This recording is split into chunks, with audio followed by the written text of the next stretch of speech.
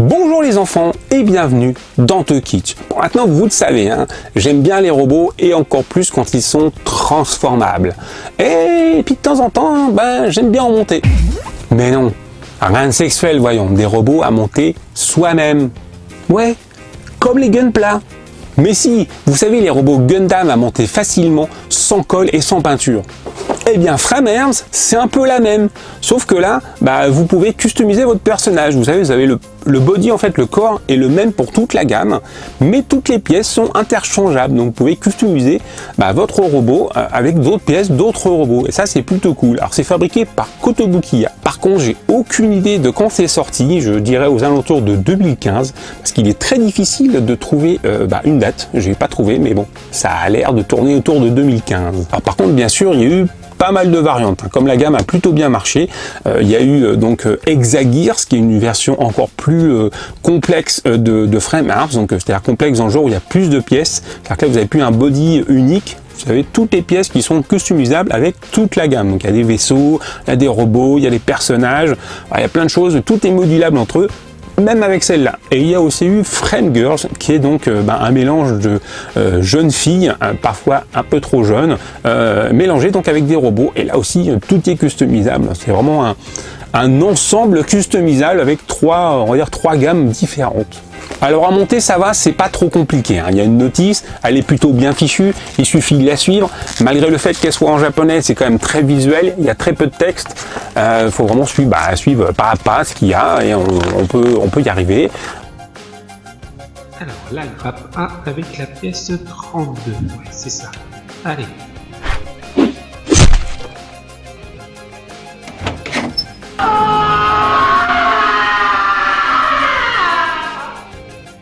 C'est pas trop compliqué, il faut faire attention au sens des pièces, donc vraiment faire très attention au dessin. Je me suis trompé à un moment, j'ai dû refaire une jambe, je crois, je m'étais trompé de côté.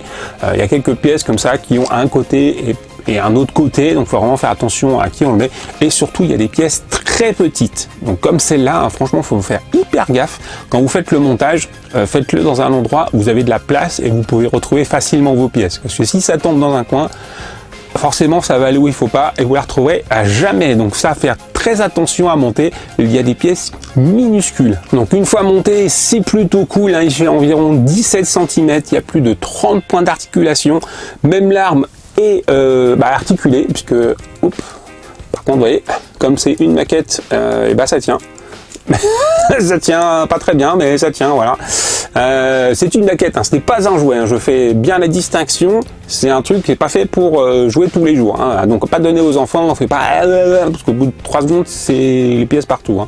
Donc oui, je disais, même l'arme est donc articulée, un petit peu comme un nunchaku, et on peut l'articuler, donc ça c'est plutôt cool, hein. Franchement ça le fait. Au niveau du design, franchement, il déchire, je trouve qu'il a vraiment une très bonne gueule. En plus, c'est transformable, donc comme je vous l'ai dit au début, j'adore les robots transformables. Et je reviens à ce que je disais, comme c'est une maquette, c'est un peu chiant parce que faut faire très attention. Évidemment, il y a plein de pièces qui se détachent. En plus, il faut changer des pièces pour le transformer. Ça, j'ai trouvé ça un petit peu con. Changer des pièces pour le transformer, c'est un peu crétin. On sent que la conception est pas parfaite là-dessus. Il se transforme dans une espèce d'aigle. Donc, vous verrez après une petite vidéo qui vous fera voir de plus près à quoi ça ressemble. Parce que là, je ne vais pas le transformer parce que je vais en chier et j'ai peur de paumer des pièces sur la vidéo. Donc, ça serait pas cool. Mais en tout cas, je l'adore, il va finir comme ça, parce que je ne suis pas comme Yvan West-Laurent, je ne suis pas aussi doué que lui, je ne repeindrai pas tout, parce qu'une fois peint, évidemment, c'est plus beau, etc. On peut faire ressortir les détails, alors peut-être que je ferai juste ressortir les détails avec un petit peu de noircissement dans les trous, mais c'est pas sûr, il est possible que je le laisse comme ça. En tout cas, il est cool, il est bien articulé, franchement, voilà, on peut faire des poses, un peu ce qu'on veut, hein. Franchement, voilà. Il est cool, je l'aime bien, je l'adore.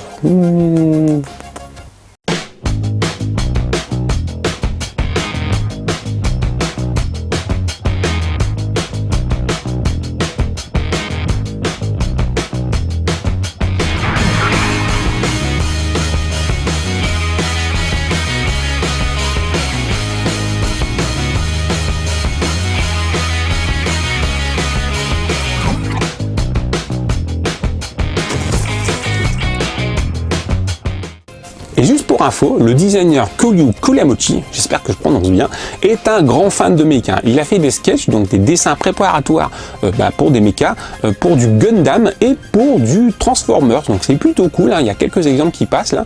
Je trouve ça vraiment bien. Et donc a priori ça a tapé dans l'œil de Kotobukiya, donc le fabricant, hein, de cette maquette, puisque c'est lui qui a fait la gamme donc des Vultures, donc de ce genre de personnage qui a plusieurs variantes. Et donc la gamme Framemars, donc il y a plusieurs designers qui officient pour la même gamme. Donc ça permet d'avoir des personnages différents tout en gardant quand même une certaine homogénéité. Et c'est pas fini, puisqu'on le retrouve aussi sur un concept complètement foufou et très japonais, les Nekobusu, donc un mélange de chat et de mecha. Donc il n'y a vraiment que les Japs pour faire ça. Et donc il a designé ça et des Nekobusu.